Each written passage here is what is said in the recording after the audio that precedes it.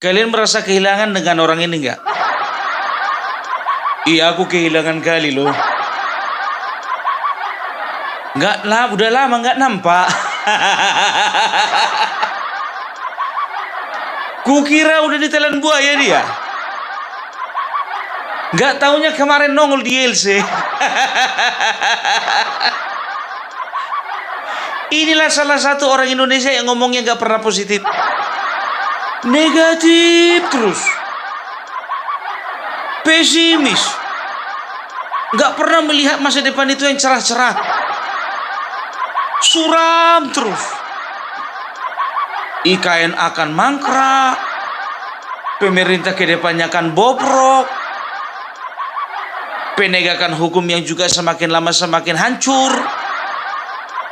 Inilah orangnya ini. Aku nggak ngerti kalau di rumah apa yang diajarkannya ini sama anaknya ini. Udahlah nak, nggak perlu kau belajar pintar-pintar kau nak. Toh juganya lapangan pekerjaan makin sulit. Nggak perlu pintar nak, yang penting banyak uang. Bagaimana caranya bisa banyak uang? Ya bikinlah gaduh di sana, gaduh di sini. Biar bisa diundang di TV kau nak kayak bapak. Aduh. Kaget aku nongol di ILC. Tapi nggak cukup heran awak. Karena apa? ILC lah satu-satunya media yang mau mengundang Faisal Asgaf. Yang lain nggak mau.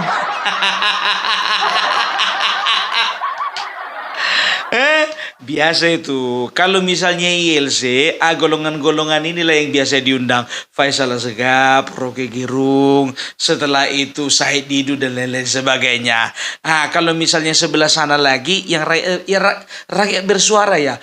Itu biasanya mengundang tamu-tamu dari RT 16. Walaupun dibikin pembicara tandingan, tapi udah tahu kita kemana arah pembicaraan orang ini. Kemana pronya gitu loh. Jadi tahu ndak kalian? Ngoceh lagi si Faisal Asgaf kemarin di LC. Ngoceh. Kalian udah tahu kan kalau kawan ini selalu ngoceh itu selalu hasil dari halusinasi. Hanya perasaan dia yang dia curahkan. Dia hanya peduli dengan data yang dia punya, bukan data dari orang lain. Dia gunakan data sendiri coba. Coba kita tengok dulu ya. Kawan ini mengkritik 100%. 100%. 100 hari pemerintahan Prabowo Gibran. Aduh, jujur aja aku bilang sebelum nonton pun juga geli kali aku, betul. Apalah kapasitas kawan ini untuk mengkritik masalah kepemimpinan Bapak Prabowo. Kita lihat dulu satu-satu, kita simak dulu ya kan. Yang pertama. Saya mau sedikit langsung agak keras saja. Sesuai fakta bahwa penyebutan kabinet Prabowo Subianto itu perlu dikoreksi ya Bang Dan. Karena sejak awal semua publik disuguhkan oleh satu kompromi politik dengan tema melanjutkan. Jadi mungkin paling tepat itu kabinet separuh Jokowi, separuh Prabowo. Karena pembentukan kabinet itu sudah sangat jelas diisi oleh berbagai pihak. Dari pihak geng Solo dan dari orang-orang terbaik yang memang dipilih oleh Pak Prabowo untuk melanjutkan kampanye yang selama bukan hanya Pilpres kemarin, tapi sejak cita-cita Prabowo masih muda, pasca 98 masuk ke gelanggang politik, itu memang intensif menyuarakan kemandirian bangsa, persatuan nasional, kemandirian energi. Ini sesuatu yang bukan janji yang muncul pada 2014 atau 2019, tapi bergulir sampai pada akumulasi takdir politik menghadirkan ada perkawinan paksa atau keputusan politik moral yang memang benar-benar merekrut orang yang dekat dengan Prabowo, kita agak susah untuk menilai, Bang. Agak susah. Mereka sangat solid, sangat sungguh-sungguh bekerja. Tetapi karena di dalam kabinet atau perahu itu masih ada peninggalan dari loyalis Jokowi, sehingga ketika ditanya bagaimana dengan kinerja kabinet ini, saya setuju dengan pendapat publik. Semua akan mengatakan bahwa bukan kinerja saja, masuknya geng Solo ke dalam komposisi kabinet Pak Prabowo itu problem utama. Apa katanya? Geng Solo problem utama. Kita soroti dulu yang dibilang ini tadi apa? Harusnya kabinet itu jangan dikatakan kabinet merah putih. Harusnya kabinet Jokowi dan kabinet campuran Jokowi Prabowo. Mana ada nama kabinet seperti itu? Bagus-bagus kau, ya kan? Jadi sudah jelas bahwasanya yang pertama begini ya, nggak usah terlalu iri kau ketika orang masuk kabinet kau nggak. Karena gimana pun juga orang seperti kau nggak cocok kau masuk kabinet. Apapun komentarmu tentang kabinet Jokowi Prabowo, ya kan? Kabinet Jokowi Prabowo, jadi aku pula yang mengiyakan. Kabinet merah putih, kau diam aja di situ. Sekarang begini. Prabowo, Bapak Prabowo, ya, itu bisa jadi presiden oleh karena andil besarnya Bapak Jokowi. Itu yang pertama.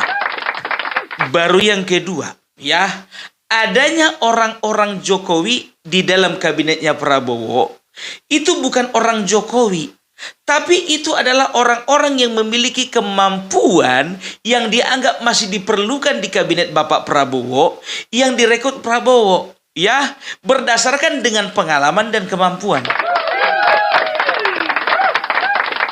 Ya, oleh karenanya ada istilah yang dinamakan dengan transisi.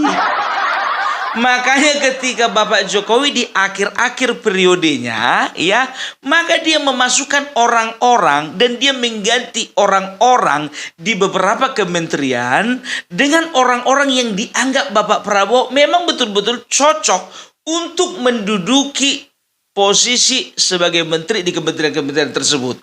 Karena apa? Ini ada proses transisi, ya, ada proses peralihan, ya. Oleh karenanya antara Bapak Prabowo dengan Bapak Jokowi saling berdiskusi, saling bekerja sama. Itu wajar. Yang nggak wajar ketika Bapak Prabowo minta pendapat sama kau, itu nggak wajar. Jadi nggak usah heran, jangan mengatakan bahwasanya di dalam itu ada geng Solo. Jujur ku bilang sama kau, kalau kau bicara geng Solo, ya, itu berarti ya ada bawaan-bawaannya orang Jokowi yang masuk ke dalam kabinet merah putih, kan begitu. Sadar tidak sadar, ya, Bapak Prabowo juga termasuk di dalam geng Solo. Betul kan? Betul kan? Cemana isi kepala kawan ini? Geng Solo, iya kan? Bapak Prabowo ada di dalam kabinet itu, berarti Bapak Prabowo juga geng Solo. Enak aja menamakan orang geng Solo, coba bayangkan kalian dulu. Alah, nggak boleh begitu Faisal Asegaf. Kau itu selain subjektif, kau juga harus objektif. Mereka itu yang dipilih, ya, seperti Mendagri, Menteri Keuangan, Menteri KKP, dan juga lain sebagainya, Menteri Erick Thohir dan sebagaimana, ya. Itu semuanya adalah orang-orang yang dianggap memang mampu dan juga berhasil, ya. Oleh karena itu Bapak Prabowo mau merekrut mereka untuk membantu Bapak Prabowo di kabinet yang baru. Ngonole. Yang kedua, pokoknya ku kupas habis kau. Kupas habis. Sekali kau muncul, kupas habis kau. Misal dalam yang tadi disebut di awal, soal pagar laut. Bagaimana perintah yang sangat terang dan jelas dilakukan oleh Pak Prabowo, Tapi hambatan itu justru datang dari geng Solo. Kelompok loyalis Jokowi. Misal Menteri Kelautan. Itu tampak disoroti.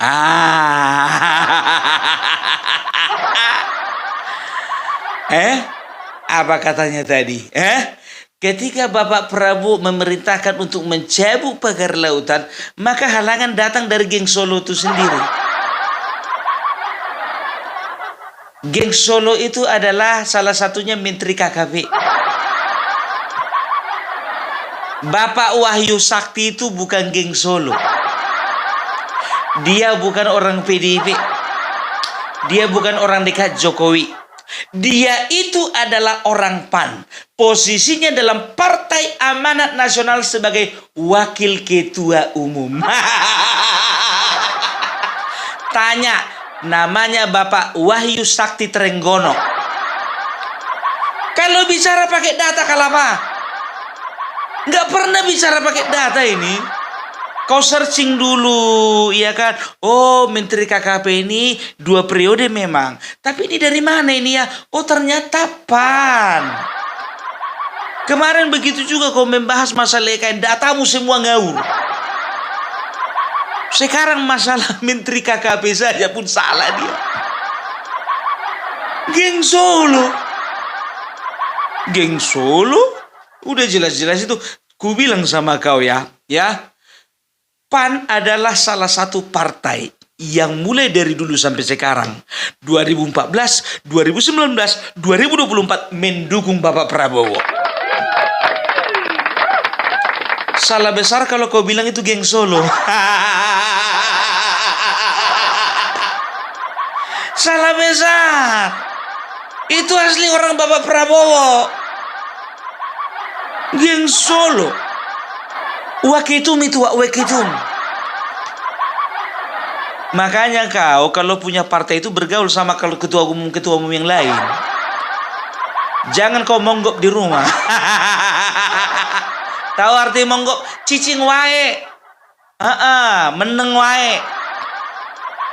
Bergaul kau sama ketua umum Golkar, ketua umum PDIP, ketua umum PKB. Kenapa nggak pede kau? Jangan kebanyakan main sama ketua umum Partai Umat. Pak Karni tolonglah dulu orang kayak gini. Kenapa harus diundang Pak? Kekurangan SDM kalian.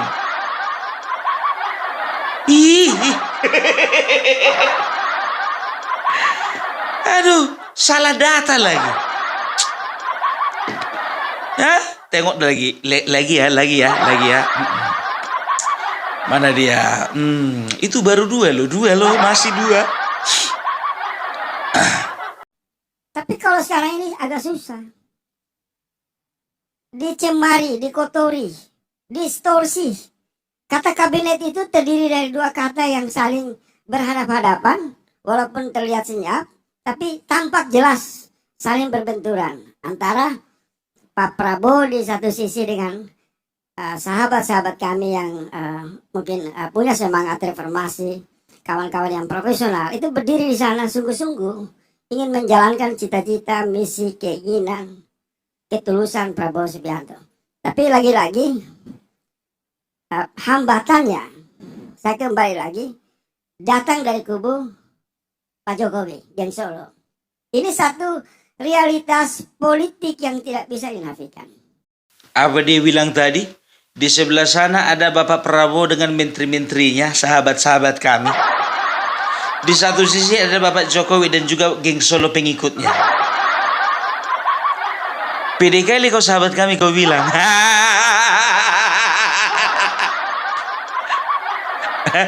Kok ngaku-ngaku kau? Coba periksa dulu orang itu ngaku nggak sahabat kau? Sahabat-sahabat kami, japurut. Nggak usah lah, sekarang begini ya, orang itu pun juga lebih sukanya itu dipanggil sahabat-sahabatnya Bapak Jokowi daripada sahabat-sahabat Faisal Assegaf. Nggak level wah. perasaan punya banyak kawan menteri kau. Hah? Sekarang begini tujuanmu apa? Kau ya dia katakan kedua-duanya saling berbenturan. Mimpi menghayal kau. Saling berbenturan, yang ada mereka itu saling bersinergi, saling bekerja satu sama dengan yang lain. Kau yang berusaha membenturkan mereka. Ini sama halnya dengan anak ayam berusaha ingin mengadu domba singa dengan serigala. Ngerti kan? Ngerti kan maksud analisa aku kan? Analoginya begitu. Seekor anak ayam ingin mengadu domba antara singa dengan serigala. Anak ayam. Itu dia. You are nothing. You are nobody. Kau bukan siapa-siapa. Mau coba kau bentur-benturkan Bapak Jokowi sama Prabowo? Aduh, ketawa kali aku betul. Aduh, baru 3 udah ngos-ngosan aku. Aduh, Pak Karni tolong ya dievaluasi lagi ya kalau ngundang orang. Itu yang ketiga, sekarang keempat. Kedua, di sisi dimensi ekonomi, gerakan cepat Pak Prabowo memangkas keuangan, khusus APBN, yang memberi harapan kepada rakyat, gambaran kepada rakyat bahwa Pak Prabowo ingin efisiensi terhadap penggunaan anggaran. Itu terlihat. Kalau kita lihat Jokowi 2014, 2019 nggak dipangkas. Justru membentuk tim untuk memburu semua peluang yang hari ini meninggalkan warisan rantai korupsi yang sangat ganas. Tetapi dalam 100 hari ini terlihat gambaran jelas APBN kita yang disandra hampir 10 tahun oleh rejim Jokowi berhasil diselamatkan oleh 10 tahun anggaran kita yang sudah disandra oleh rejim diselamatkan Bapak Prabowo. SDM-mu rendah kali kawan. Kayaknya lebih cocok aku duduk di situ daripada kau. Kau mengutarakan pendapat, ya, tapi datanya nggak ada. Kau katakan bahwasannya Bapak Prabowo baru 100 hari sudah memangkas anggaran, tapi Bapak Jokowi selama 10 tahun nggak ada mangkas anggaran. Kalau ada uang beli koran, jangan beli paket untuk main game. Jangan beli paket cuma nonton channel-channelnya Refli Harun. Dari 2000, aku banyak datanya biar tahu kalian. 2014, 2016, 2019, 2020, 2024 pun juga berpikir bagaimana untuk efisiensi anggaran 2025. Baca dulu lah kawan. Bikin malu. Ya, tolong dulu itu dihapus dulu itu apa namanya embel-embel di bawah layar itu ada tulisan kritikus politik. Ya. Hapus dulu itu, hapus. Malu. Ya, beban itu sangat berat sekawan. Berat. Belajar dulu kawan, belajar. Ini dia mengemukakan pendapat. Maunya sebelum mengemukakan pendapat, latihan dulu kau di depan kaca. Begitu kau teringat contohnya, Bapak Prabowo memangkas anggaran, Jokowi tidak. Tunggu dulu, ku searching dulu, betul nggak ya? Searching dulu, gitu loh. Maka yang tadi 1, 2, 3, 4, sekarang yang kelima. Kita lihat dulu.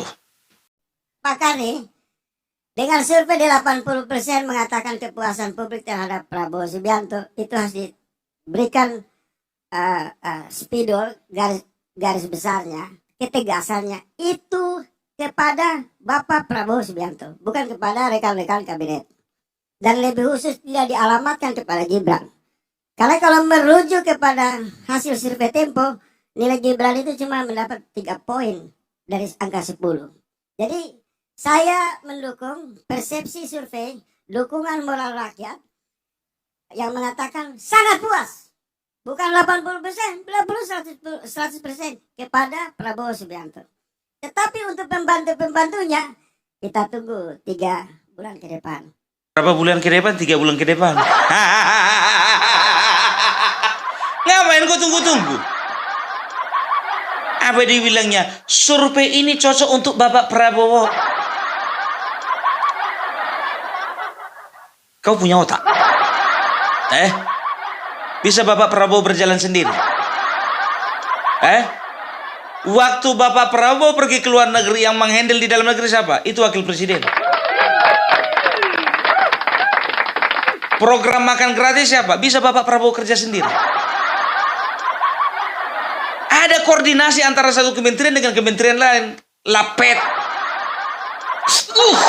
Kau. Jadi, halah. 89% itu hanya mampu dan hanya cocok disematkan kepada Bapak Presiden Prabowo. Bukan kepada pembantu-pembantunya. Anak kecil pun juga tahu, ya kan? Kalau kau belajar misalnya di kelas 4 SD, ya, pembantu-pembantu presiden disebut ... menteri. Soal nomor 2, apa yang menjadi tugas seorang menteri? Membantu presiden. Apa tugas seorang wakil presiden? Membantu presiden. Apa tugas seorang presiden? Memimpin negara. Gak pernah SD kau? Gak pernah. Jadi mana bisa Prabowo bekerja sendiri, kan? Ini adalah penghinaan yang dia tujukan sebetulnya kepada Bapak Prabowo sendiri. Karena apa? Semua menteri yang ada di kementerian yang pilih itu adalah Bapak Prabowo. Jadi ketika kau menghina orang-orang pilihan Bapak Prabowo, itu sama saja kau dengan menghina dengan menghina Bapak Prabowo itu sendiri.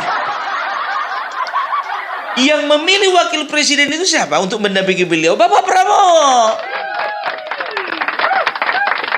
Dengan alasan katanya apa? Rating yang rating yang diberikan oleh Media Tempo hanya 3 dari 10. Media Tempo kau bawa ke bangsa ini. Udahlah, kalau kau sebutkan Media Tempo udah ngerti kami semua itu. Media Tempo, mau tempo kek, mau tempe kek, mau bocor arus, bocor keliling. Yang terakhir, biar selesai kita, malas aku bahas orang ini. Dan saya di sini berbicara dan akan kembali lagi puasa sampai 3 bulan kemudian lagi. Kalau sampai janji-janji ini tidak terpenuhi, maka Pak Karni mohon maaf sekali. Walaupun Prabowo sahabat abang dan banyak rakyat mendukung, tapi kalau kinerjanya tidak berhasil meningkatkan sesuai misi tujuan bernegara, menciptakan rasa keadilan dan kemakmuran, saya akan berdiri untuk melakukan perlawanan moral untuk dalam rangka menghentikan semua rezim omon-omon ini. Terima kasih. Apa? Perlawanan moral? Siapa kau? Siapa kau? Saya akan berpuasa bicara selama 3 bulan ini. Ya, sekarang begini, 3 bulan ini nggak akan ada yang undang kau. Emang kau puasa kemarin? Kau puasa karena nggak ada yang undang kau. Saya akan berpuasa selama 3 bulan ini. Saya akan tunggu. Ya, kalau misalnya tidak ada kemajuan, maka saya, maaf Bang Karni, walaupun Mas Prabowo itu sahabat, maka saya akan melakukan perlawanan. Udah banyak rupanya Mas Sam. Danamu ada. Gak usah ngomong besar lah kawan, gak usah ngomong besar. Kualitasmu semana.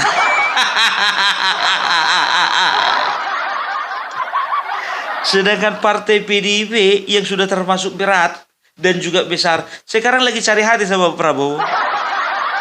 Ini kau.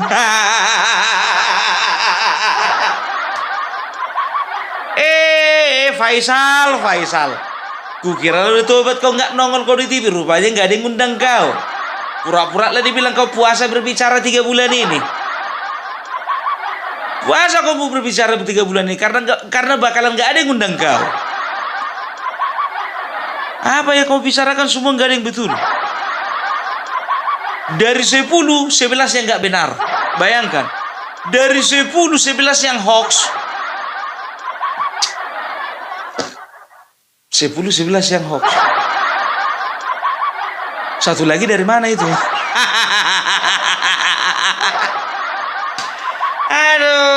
Aduh, udahlah. Nggak perlu dibahas. Manusia kayak gini udahlah. Ya, jadi itu udah jelas kalian ya. Ya, jangan pernah dengarkan orang-orang kayak gini. Ku bilang sama kalian, keluar Faisal Al-Segaf, nongol lagi Amin Rais, muncul lagi yang namanya Refli Harun. Begitu juga ngoceh Rocky Gerung, opung Parabelak akan kuliti habis. Siapa kali rupanya kau? Siapa kali rupanya mereka? Bedanya mereka punya akses ke ILC, aku enggak. Itu aja. Oke. Iya, itulah dulu dari opung Parabelak ya. Salam NKRI, NKRI harga mati.